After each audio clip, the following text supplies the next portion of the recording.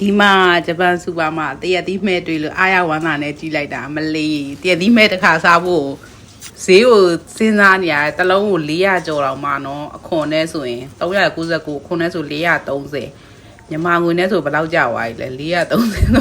1000ကျော်လောက်ပြီထင်တယ်မြန်မာငွေနဲ့ဆိုတရက်သီးမဲ့တစ်လုံးကို1000ကျော်နော်ဒီမှာကြည့်ဂျပန်မှာဂျပန်လာမဲ့ကလေးတွေမြန်မာပြည်ကကိုဒေတာမှာအပေါ်ဆုံးတရက်သီးတွေအဝါဒစားခဲ့တော့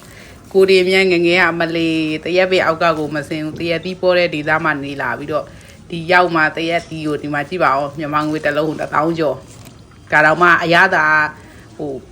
မြန်မာပြည်ကမချက်စုစီလောက်မချိုဘူးလို့ပဲကိုယ်စိတ်ထဲမှာစားလိုက်ရင်ပေါ့ပြက်ပြက်နဲ့ဘာမှလည်းတိတ်ပြီးတော့ဟိုဟာမရှိဘူးဘာတရက်ဒီခေါ်လဲတော့မသိဘူးဒါဂျပန်စူပါမှာတွေ့တာပေါ့နော်တစ်လုံးကို400ကျော်ဒါတော့မှအမြဲတမ်းမရှိဘူးနော်တစ်ခါတလေမှဂျပန်လာမဲ့ကလေးတွေတရက်တီးတာဝါစားခဲ့ကိုလည်းပြန်ရင်တရက်တီးပဲအဝါပြန်စားတော့မယ်